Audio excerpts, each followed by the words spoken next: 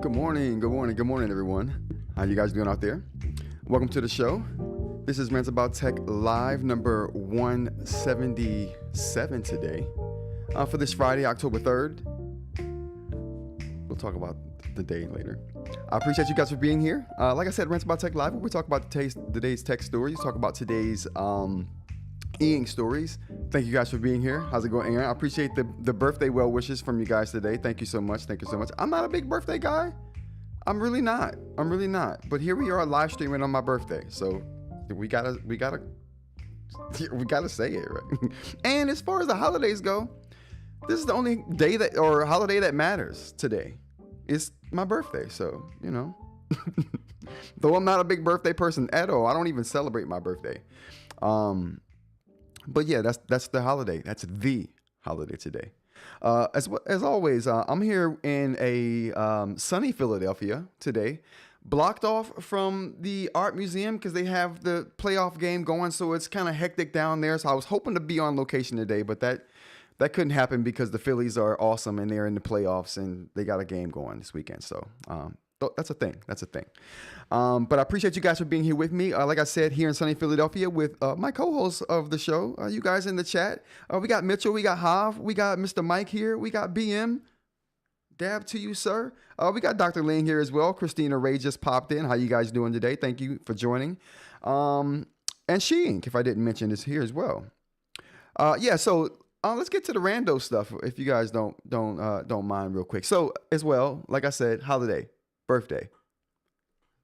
We'll go on from that. But you know what though? I'm gonna say this is a side tangent. This isn't tech at all. This is just life right here. I'm feeling lifey in my old age, and let's talk about it. Now, again, I'm not a big birthday person. I'm not. I don't celebrate it. I ask other people around me not to celebrate it because it's another year of getting older, and I'm like, I celebrate people year round. Celebrate me year round. Not just on the 3rd of October. Life is precious. You got to celebrate it every day. But so I'm not a big birthday guy, but I'm getting older and I've realized a couple of things while I'm getting older. There's a couple of things I realized getting older, you guys. And you guys can tell me in the chat if you guys are feeling the same way. I want to say most of us are in the same age bracket,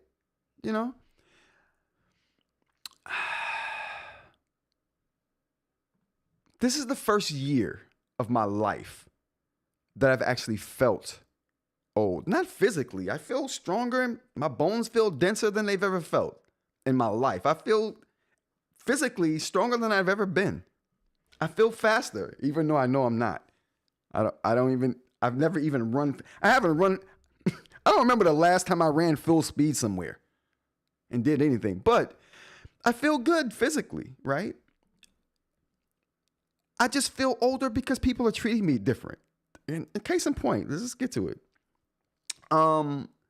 People are doing random things for me that they've never done for me in my life. Like now this is the first year of my life any of this has happened. Okay, so the first year of my life, any of this. People are opening doors for me and holding doors for me. In my older age, that never happened before. No one cared if I had a door open in my path.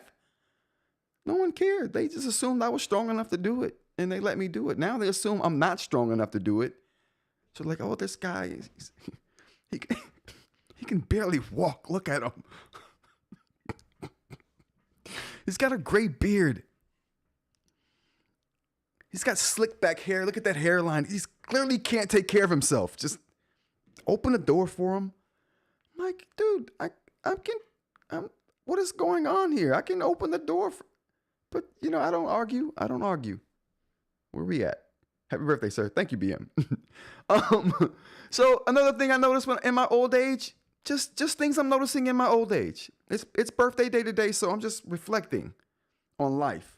Okay, so just if you guys can relate, this could be good information. So the next thing I'm noticing is, I don't know about you guys, but in the neighborhood I'm from, there's certain slang that gets used for older people. Okay, there's certain slang that I grew up calling people these things, signifying that yes, I'm your elder statesman, and I'm recognizing that by this term I get called OG now. This is the first year of my life. I walk outside, I go to the corner store, and someone says, "Oh, how's it going, OG?" I almost didn't know who the guy was talking to the first time it happened to me. I'm like, "Oh, there's an older person around here somewhere? Where? Oh, you mean me?" Okay, cool. Now I'm OG in the hood. Now, and one more thing that I never expected is now people are calling me Unk, which I don't like. I gotta be honest with you. OG, I can respect. I get it. I know the origins of OG. I'm good with that.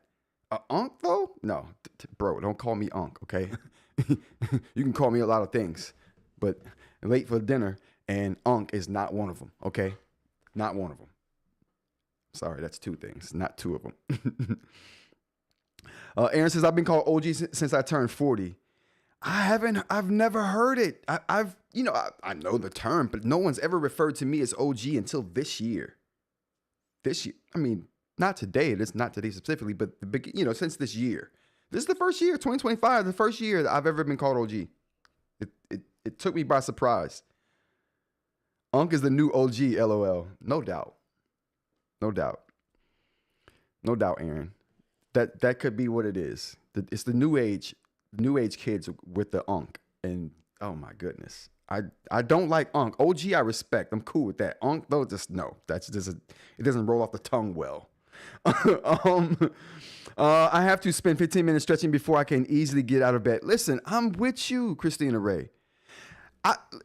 Me and Eamon go play pickleball, right? And I'm just like, okay, nothing big, I still gotta stretch. You know what I'm saying? Still, I'm recovering from a shoulder injury. She don't care about that. It's like, I don't have to stretch. Why do I have to wait for you to stretch? I see the look on her face. That's the look. That's what the look is saying. You're clearly old and you have to stretch, and it's upsetting me. Time is money and we're wasting it waiting for you to stretch. And I'm just like, you know I have to stretch? What are we talking? What's the look for? You know I have to stretch. I'll pull a muscle thinking about moving. It don't even take me actually moving. The thought of moving a muscle sometimes is enough to stretch it. Or I said stretch it, pull it. It's a thing. How about Gramps, says Mr. Mike. I haven't been called Gramps yet. You know what? I'm sorry. A dude did call me Grandpa. A dude in my comments. I thought it was hilarious, so I laughed at it and was like, he didn't like my opinion about something. I told you guys, I get hate. But he didn't like my opinion about something, and so he was like, oh, blase blah, this and that's, Grandpa, go back to your cave. And I'm like, I reiterated my point in the comment, and then at the end of it, in parentheses, I put, now stumbling back to my cave. But he called me Grandpa. I had never heard that in real life, though. All right, so how many people did I lose with this life story? Oh, we didn't lose anybody. Good deal. Maybe we lost one person. To that one person, I'm sorry. It's birthday day today. It's time to reflect. Okay, it's time to reflect. So what else we have here? This is, out of all the things that surprised me, this is the thing that surprised me the most. This last thing here, being called sir by someone who looks like he's 40 years old. And I'm being called sir by someone who's clearly a grown man. I've been called sir by kids before, They're clearly younger than me. It's the sir that caught me off guard. Now I'm sir, and I'm Unk, OG, and sir now. Sir being the most jarring of all of them, because I'm like, if this dude right here, who's probably like 40, thinks I'm sir, it's like, you're old, bro. You've crossed that threshold into just being a grown person. I'm not just grown anymore. Now I'm old. I'm grown and old. Listen, I'm okay with that. Again, reminder, I feel stronger. Bones feel denser than ever. But, whatever.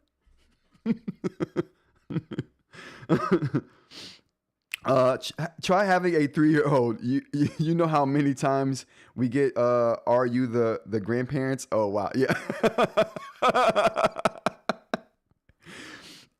You feel the pain, Sheen. That statement right there tells me you feel the pain. Yep. It's different. It's a different way of getting older. Is a different way of life. You have to navigate it and maneuver it differently than you would if you were younger. And it has nothing to do with your physical capabilities, but more to do with the perception of you in society. I never thought I'd be saying words like this ever. I'm old now, so clearly I don't know who I am. I just realized it today. So there we go. All right. So last random thing. Meta, it's my birthday. Where are the Meta RayBan displays? Why can I not get an appointment? I live in Philadelphia. You're making it difficult for someone in Philadelphia to get a pair of Meta RayBan displays. There are people with them. I'm like, who do you know that you have a demo appointment? I go there. I put demos out a week in advance. I haven't heard a word. Not, oh yeah, we can't accommodate you today. Maybe some other time. Nothing. I'm like, okay, this is getting ridiculous. So Meta, I want the Meta RayBan displays, but you're making it hard for me to do that. And now my enthusiasm for it is turning into anger. So we'll leave that there. Okay. How many people did I lose with that one? Okay, none. We're good to go. All right. So first thing we're gonna talk about here is some eInk stuff. So Jeff put out a MontBlanc video. And that's the first thing I want to talk about here. Do we have the video? Chat, we had the video. Oh boy. I really do like the video that Jeff put out this morning. I just like his take on there it is. Bam. Okay. So I really do like his take on devices when he gets them, and I like the way he does his videos, structures them in a nice orderly way. But he got the MontBlanc. He did the unboxing. Here it is here. Well, can we get a picture? There we go. He got the MontBlanc. He did the unboxing. Very good video. I put the link in the description to the video if you want to check it out. If you're not subscribed to Jeff, definitely I would go over there and get subscribed. He does really good content. But I really do like the video he did. He talked about the pen and the plasticky nature of it. He talked about some of the flaws he found in the device. Not deal breakers for him, but he did discover some of the hardware flaws. I don't like. You know what was weird to me when I saw this? It was weird to me that the pen has a placeholder on the side of it, right? Oh, let's go here. It was weird to me that the pen has a placeholder on the side. But it also is magnetic, so you can stick it to the other side. I'm like, what a weird decision to make. Like, what a really weird, make a spot just for the pen, go through the trouble of doing that, and then making the pen plastic with the express purpose of making it magnetic so it can stick to the device. That's probably the only reason why this pen isn't metal. Yeah, that's probably the only reason this pen isn't metal. I mean, cost savings as well, but I mean, it just seems like if they were going to do that, they should have just made the pen metal if they were going to have a place for it over here. And if they weren't going to make it metal so it could stick to the other side, then why have that little slot over there? Like, really, that slot is what kills the vibe of the hardware for me. It's that slot for the pen on the face of the device just kills it for me. But I don't like that. But yeah, that's. Got to move to Houston for these Meta displays. Oh, so the people are getting them in Houston? I'm so mad. I'm so mad. What does Houston have that we don't have it? Aaron, I am biased towards Philadelphia, admittedly, but man, that's crazy. I'm not a fan of the MontBlanc design at all, says Mitchell, or the lump folio. Yeah, I don't like that thing at all. The design of it doesn't look like something I would want to do. Like I said, the floofiness. We talked about the floof factor in another live. And it's too floofy for me.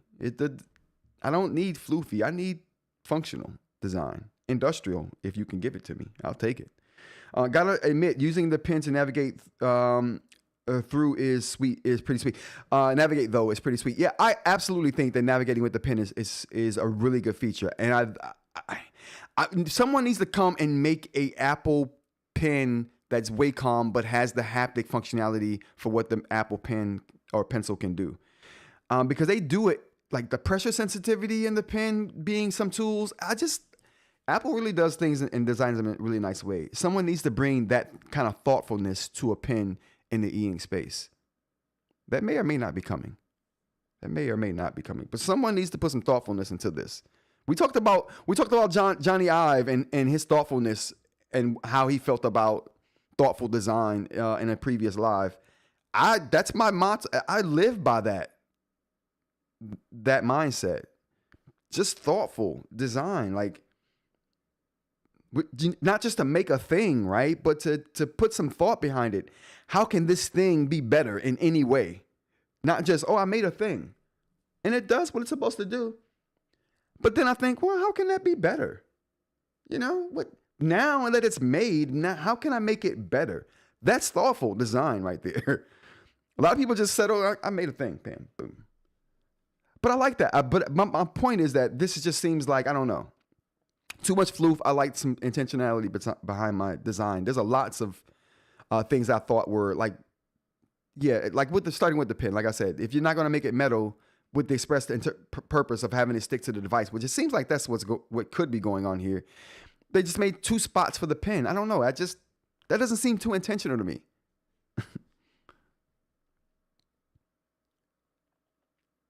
I would deal with that pen being plastic for what it does. Yeah, but to me, the drawback is not just in that it's plastic. The drawback is in that it's plastic and it's using the active standard. And what else? Well, yeah, the active standard. I mean, that hampers the nib selection and all kinds of other things. So yeah, there's lots of reasons why I don't like it. But those reasons may not translate to other people. Yeah, you can't wirelessly charge through metal. You'd at least need an EM transparent window. Good point, Mitchell. So that does lend some credence to what I just said about the reasoning for it being plastic instead of metal. You know what I mean? So it's plastic because of the tech they chose, because they chose Wacom. I guarantee you, if they had chose Wacom as a technology for the stylus, that pen would be metal. Because they wouldn't be considering wireless charging. They wouldn't have to.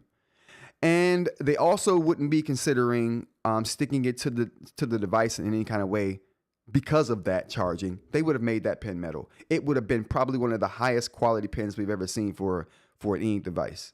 They could have went in with that pen design. I think the MontBlanc makes leather pen cradles that go on desks. I'm sure they were trying to replicate. Absolutely, Palm. I 100% believe that. That is my sentiments exactly. Dr. Ling says, does the spine charge the pen? No. Oh, the spine. I don't know. That's a good question. I think it does because it recognizes that you put it in that position. So I think it does charge there. I'm not sure if it charges on the other side. Maybe it does. I'll have to look at Jeff's video again to get those details. But if anyone knows, throw that in the chat.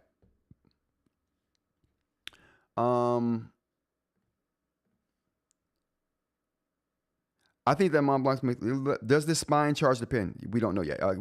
We can't be this picky. If active is the reason, then we should hate Remarkable Paper Pro and move Pentec. No, because the problem here is that they're using an unproven technology that no one in the market has seemed to have gotten right except for Remarkable. I was harsh on Remarkable when they, if you guys remember, I was super harsh and critical on Remarkable for releasing that active stylus technology on the Remarkable Paper Pro. I did not complain about it when I got the Move because it was better on the Move than it was when I first got the Remarkable Paper Pro. They clearly have made strides in that area.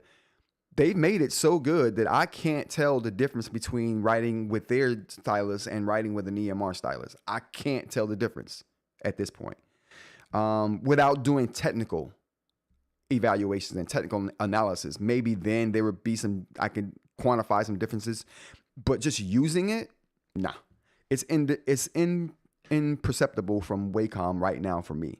So whereas the Remarkable Paper Pro, when it launched, was not imperceptible from Wacom for me, and I said so in the video when it launched and in subsequent videos. So I'm not a fan of Active, and by no means, until you prove to me that you can do it well. Remarkable has proven that they can do it well. No one else has. Now, the only other tablet that we can even talk about with Active is the Tab XC right now for note taking. And I don't think, like I said, I don't know. I haven't tried the Tab XC, so I can't say. But nothing tells me they've gotten it right. That's on par with Wacom or even on par with what Remarkable is doing. If I'm wrong, someone shows some proof. I see a video that shows me, hey, the technology has caught up, and even on the Tab XC, it's pretty good. I'll change my mind, but I haven't seen anything that would change my mind.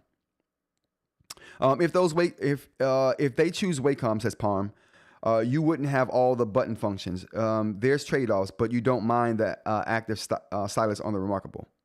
I don't mind the active stylus on the Remarkable at all, because, like I said, it's imperceptible from Wacom to me. When I'm using it, I don't see the difference. And with the color actually being black, that even bumps the experience up even more above the Remarkable Paper Pro. You know what I mean? It just feels better. It looks like it's black ink coming out. And they've done better with the latency. They've done better with the line quality. They've done better with the precision. All of that's improved. And I realized that if they chose Wacom, they wouldn't have the functionality on the MontBlanc. The MontBlanc pen wouldn't have the functionality it has if they chose Wacom. Like I said, I wish I had put this video out. I didn't put it out because time had passed and I thought, okay, it's not relevant anymore. But the more I have these conversations, the more that video becomes relevant, and I just need to do it. But I'm gonna keep saying that until I do. But the point here is that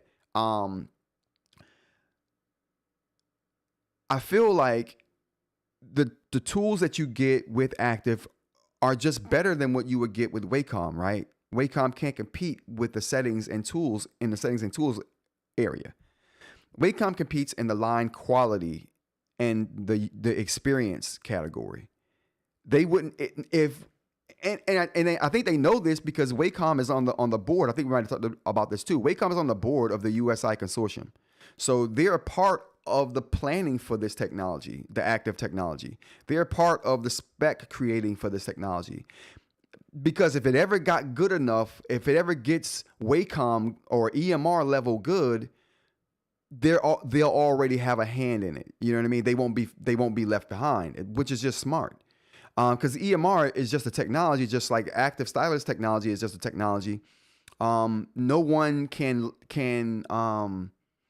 and since USI or Active technology is open source, no one can copyright it, right? Like Wacom did their EMR tech for many years. They were the only ones making EMR.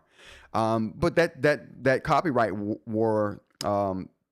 that copyright expired, and other people were able to make the technology, the EMR technology. So yeah, very interesting stuff. But I think that the Active technology that the USI consortium and the way they're implementing the settings and the settings they're talking about implementing, even the future plans, I think it's hugely exciting.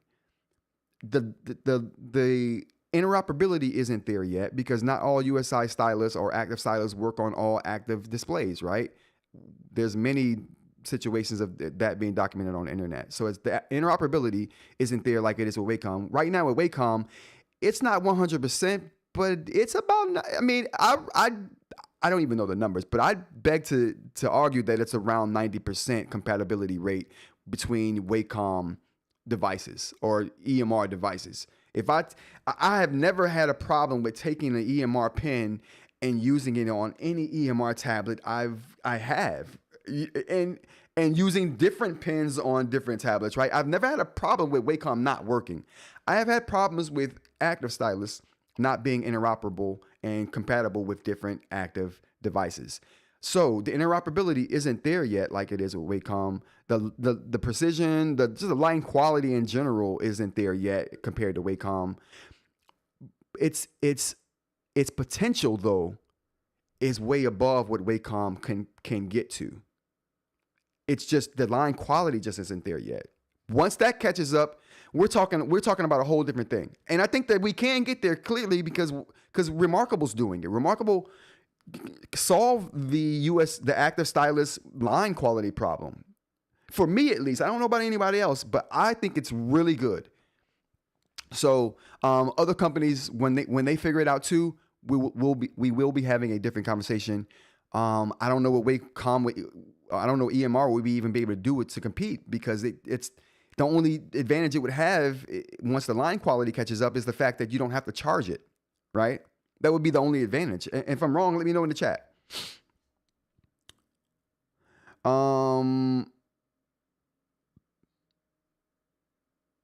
don't think that we should judge the quality of the active stylus till we see more reviews. Well, I'm judging it off of my experience with it. And my experience with it has not been good. Over time, it will get better. Like I said, Remarkable has proven that it can be good. And so, like I said, I tested some in the past that were terrible. I tested Remarkables. Initially, it was not good. I tested the Remove, very good. Right, so the tech has definitely come along, and can get to a place to where it's good. I just don't think everyone's there yet, and so I'm only judging the technology, not the MontBlanc. Maybe they have solved the active stylus problem as well, just like Remarkable has. I don't know that, and until I see Jeff's thoughts on the line quality here, I won't really know. Has anybody seen videos talking about the line quality specifically of the stylus? I always had worse wobbles on the Remarkable 2 than the Remarkable Paper Pro. That's interesting. Says Mitchell.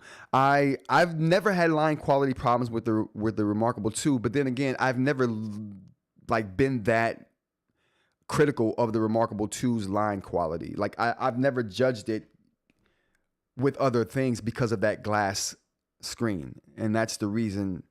It was hard for me to compare it to other things because of the glass display and how it reacted with my favorite nibs choice, which is ceramic. So I would always use their pen, which is either the felt or the plastic nibs I would put in there.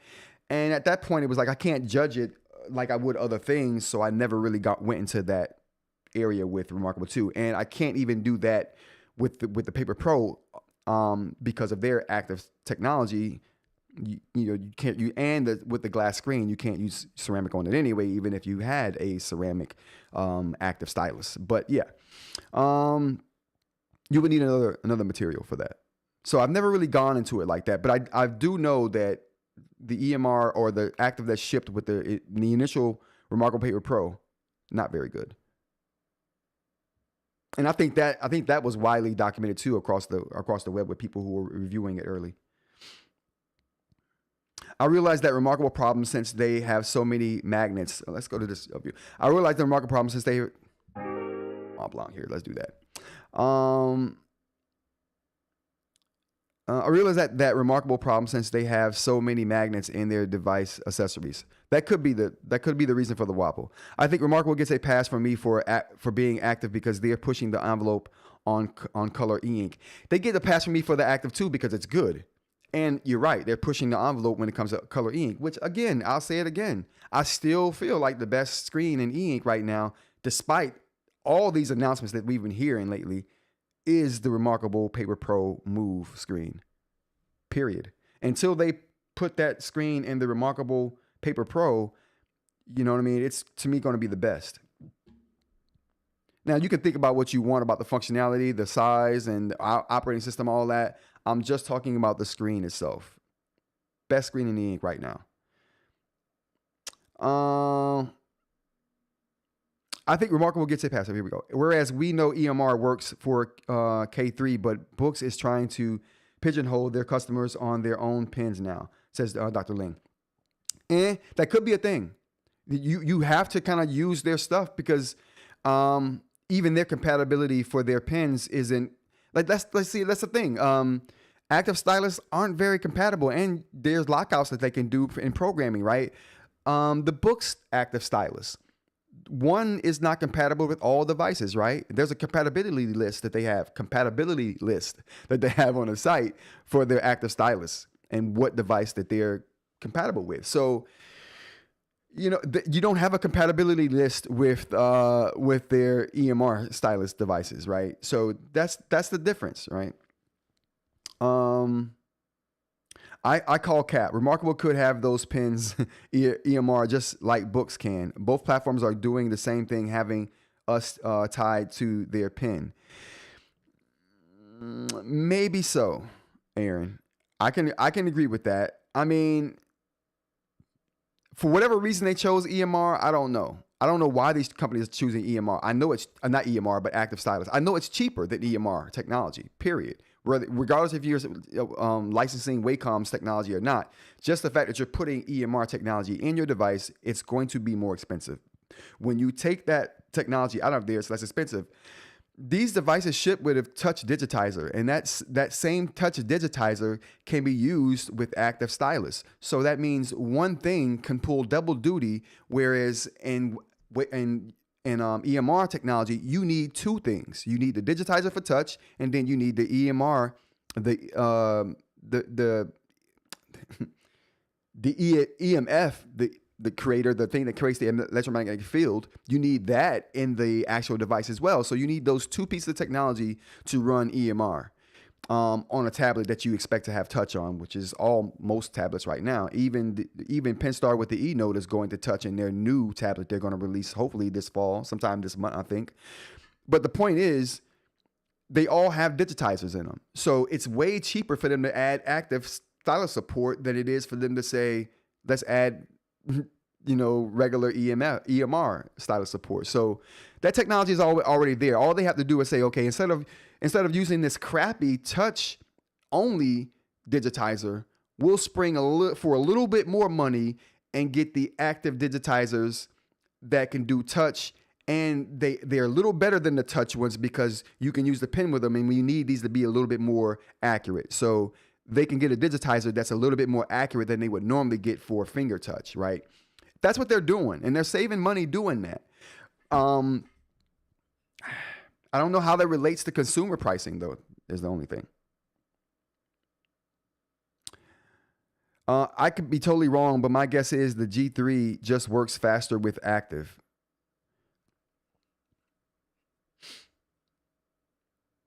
Or Gallery 3 cost so much money they needed to cut costs somewhere.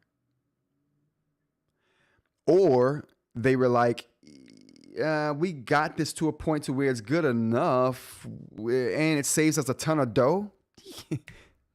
Kick rocks, EMR. Parm says, Dr. Lane, Jay says the Remarkable Pro Pen works with Tab XC and vice versa. All right, so in the case that they are interoperable, that's not the case with all active stylus. So that may be the case between the Remarkable and the Tab XC, which probably hints at them using the same kind of controller or at least digitizer technology, right? Or both. So they would be compatible in that way. I love the nibs on the Remarkable active stylus. They last so long. The nibs on the Remarkable active stylus, they do last a long time. I don't like them though. I will say I do like the fact that they're a natural solution. Like this is just carbon tips. Like these are just carbon. I like that solution to the situation. I like, you know what? I like them. Never mind. I don't like the cone shape of them, but I do like them as an idea. That they're carbon, that they last a long time, that the way you replace them is super easy. You don't need a tool. I like that. I like that. I love the nibs on the, we got there, but do they perform equally across platform? That's a good question too. I think that they would, Dr. Ling, if they perform at all. I think the fact that they perform says that they're using very similar, or if not the same technology. So I would say that would be equally. I don't know though. Good question. Parm says, could it be people are being super critical of active stylus all because of the Books Go 7 series, because that was a train wreck. That wasn't my first foray into active stylus support. I've had experience with active stylus on Samsung devices before, and I've had experience with active stylus support on Google tablets in the past. Neither are good. They're basically just adding pen support to something you could have done with your finger. It felt about as accurate. You know what I mean? Yeah, they've never been good until I tried the Remarkable. So I tried a few. I tried the Go 7. I tried active stylus before that. But these weren't eInk devices I'm talking about. These active stylus on just regular Android tablets, right? I assume that Remarkable would rather not add the confusion of shipping different pen tech at the same time unless there are significant benefits to them, maybe not customers. Exactly, Mitchell, which is why I think they settled on EMR. I think they got EMR to a point to where they were like, this is good enough. It keeps our device from being super expensive because we don't have to license that technology and then also pay for the technology to be put in the device. We can just get a better digitizer and then work on the pen technology, right? And that's what they did. And they're saving money, which undoubtedly translates into a lower cost to the consumer in some way, shape, or form, I would imagine. Good morning, happy birthday, says Buck. Thanks, Buck. I appreciate it. I assume that Remarkable would rather not. I think we got there already. A couple of days until Books announces their upcoming devices. I'm hyped. What do you think they are coming out with, Hav? What are we speculating on? I do think in a few years, Active will be just as good as EMR. I don't doubt that, Aaron. I do not doubt that at all. And I would even argue to say it's good enough right now. Like I said, Remarkable has proven that they can get it to a point to where it's imperceptible from EMR for me. And I use a lot of EMR devices, and I can't tell the difference. So, yeah, I'd argue that they're there now. Everybody just hasn't caught up. The technology is there now. Everybody just hasn't caught up. It hasn't proliferated through the industry yet. But once it does, and you're right, it will, and definitely within the next two years, I see us having a different conversation. And then I also see it being a situation to where we start getting more tools in the pens, like what we're seeing with the MontBlanc. I think that's going to proliferate as well. That's going to be a determining factor whether someone buys one tablet over another. You know what I mean? It could get really interesting. Hopefully it's a standard and not just a field of proprietary stuff. And that's why I say, I think, again, the USI is a consortium, but they're at least trying to create a standard for active stylus. You know, maybe Remarkable joins that consortium. You know what I'm saying? Maybe we get the other eInk companies on board. Or maybe eInk, the corporation, joins the consortium and just converts over all of their technology for their devices to active.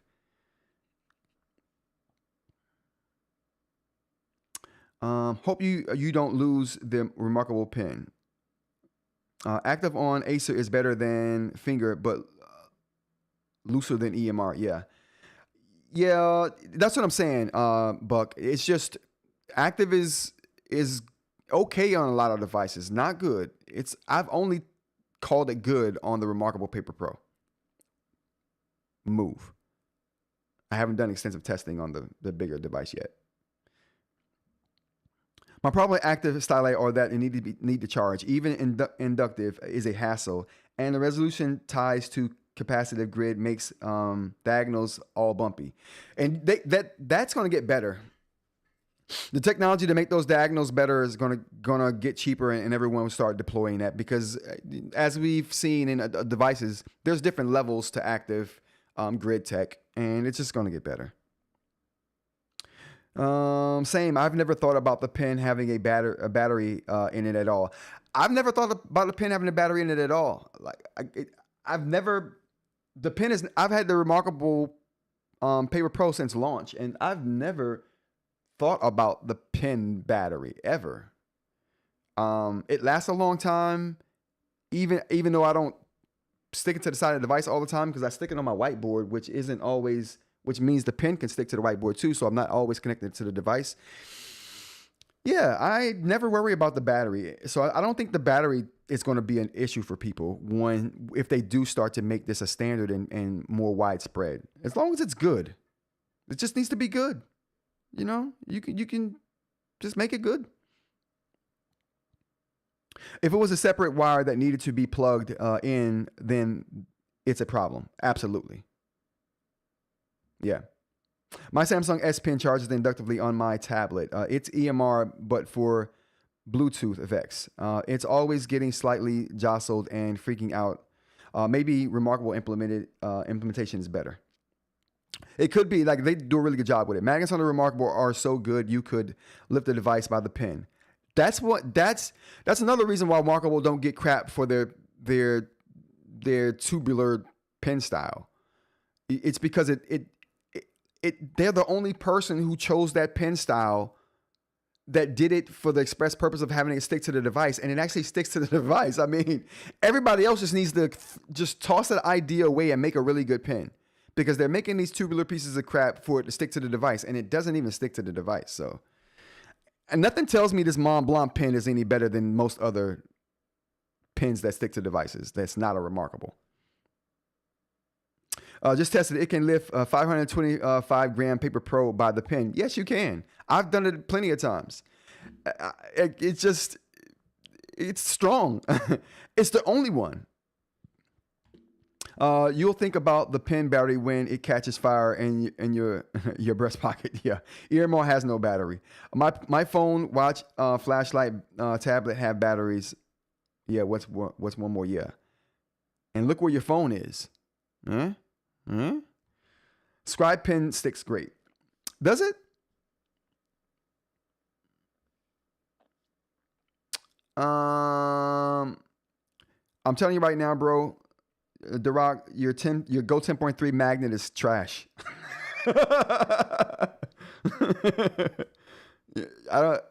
There's nothing you can say to convince me that magnet is not trash.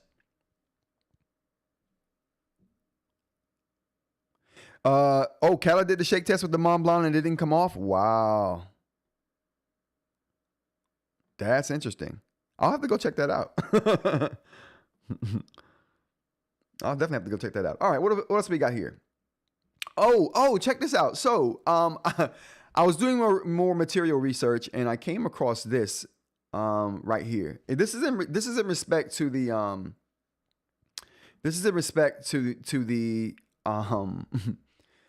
ceramic, to the crystal nib, right?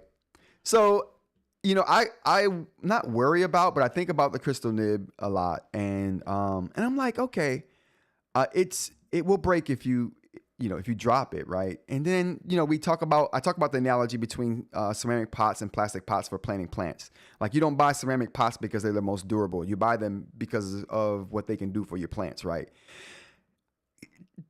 Listen, there are actual glass pens that if you drop one time, the whole pen is done.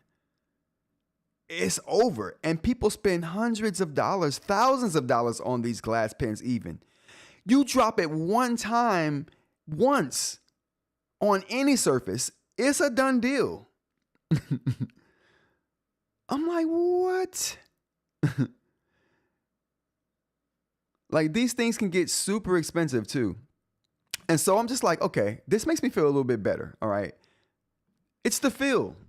You know what I mean? Crystal nib, it's a feel. It's a feel. It's not for the durability. It's for the feel. We're still working on it. We'll get that where it needs to be. But I'm like, okay. Glass pens. Who would have thought? Never would have thought that. And people buy these for the unique properties of drawing and writing with the glass nibs on these glass pens. Very interesting stuff. Did you guys know about these glass pens? Crystal nib is Rod's Rise Roman Empire. Scribe pen magnet is great if my memory serves me right. He shook the crap out of it too. Okay, no doubt. Yeah, those pens are cool looking. Like I said, and some of these things get super expensive for these glass pens. Yeah, it's just I've heard people like the sound that it makes when you write with paper. Some people like the flow of the ink that comes from the glass pens. They buy them for a whole host of reasons, right? But none of the reasons they buy them is for the durability. So again, this just puts it in perspective for me. It put what I'm doing in perspective for me. It's like, okay, well, people really like the feel of it. People really do like the feel. I love the feel of it. It's the only way I fly right now in my EMR pens. But yeah, I just thought it was super interesting that people like the feel of even just glass, even though it's super fragile. They'd rather that feel. It just, yeah. I mean, it does bring something to the table. Different characteristics for different situations for different people. I think it's great. I wonder if you could use those glass pens as a smoke pipe. LOL. Why not? Hollow one out. Hollow one out. I mean, what are we talking about here? Pull double duty. You know what I'm saying? Okay. All right. Let's go on to the tech news for today. I just want to talk about some quick Google Assistant Home stuff. We talked about this on One Live, and I want to kind of finish that conversation by talking about the new stuff, because I mentioned that they were having an event on the 1st. We never covered the event. The event was not well and widely covered. They didn't do a regular video like they normally would do. They put out a couple of short videos and they did a press release. And some people who I guess were at the event took some pictures. It was kind of like what Meta did with the Meta display, but even less publicized than that. But here we go. Let's talk about this.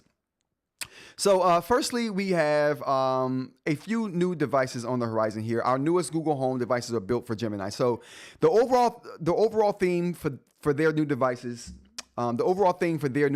is going to be the fact that they have Gemini.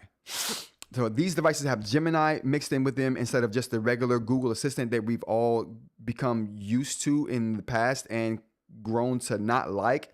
I loved it initially. It was awesome straight out of the door, but over the years, it just became dumber and dumber and could do less and less and became less functional. Mine isn't even plugged up. I gotta blow my nose or something. Mine isn't even plugged up. So it's not, it's become a tool that I can't use anymore. So it's not functional at all, and I haven't relied on it in probably a year and a half now. So, but moving on from that. We got new devices, and I mentioned this in a previous live that they were talking about bringing out some new technology on the 1st and talking about replacing the Google Assistant in those devices that we already have with a Gemini for the Home Assistant. So these are a picture of the new devices. So they have new Nest indoor cameras. We have new speakers here. We also have new doorbells and new outdoor cameras as well. So let's talk about the details here. So the new Nest cams capture 152 degrees of diagonal view, while the Nest doorbell offers a 1:1 aspect ratio and a 166-degree diagonal view, with the wired doorbell offering the widest view of all the particular cameras. But that wired doorbell won't be available when these are available. It'll be available a short time after that, but we'll get to those details a little bit later too. Improved low light performance, which would make it stay in color for longer in the dark, because when it gets dark out, these cameras switch to kind of an infrared mode, so you can still see what's going on. But the improved low light on these cameras maintain color visuals for longer in low light situations before it switches over to that infrared view. What we got here, area zoom for cropping in on a particular area that you want to key in on and keep an eye on a particular area. And as far as security goes, we have encrypted video with 2-step verification for your account in the Home app. We have an IP65 rating for outdoor cams.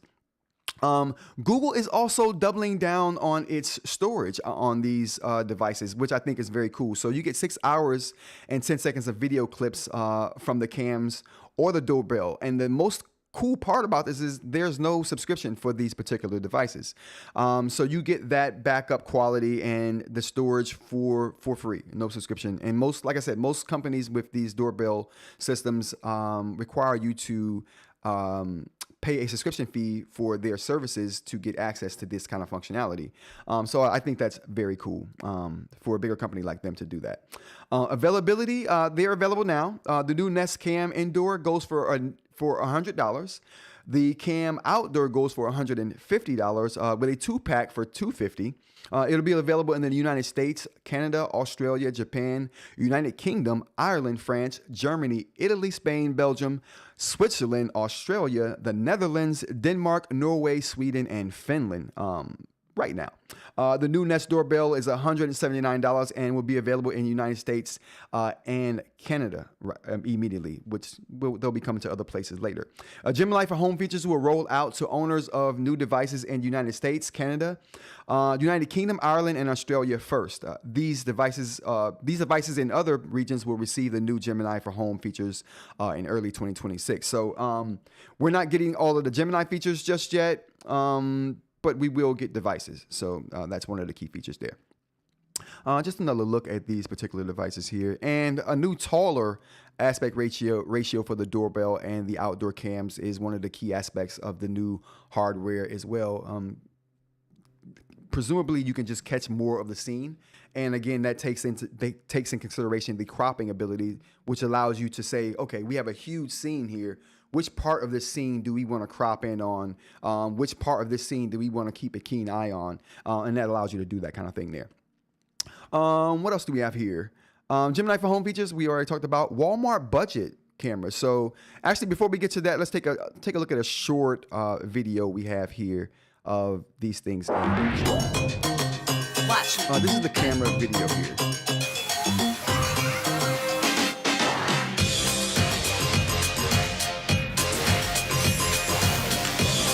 I like the feature of the cameras that we'll talk about after this, which is kind of like giving you a summary of what happened throughout the day. And sticking it together in like a nice little video package for you. I think that's really cool.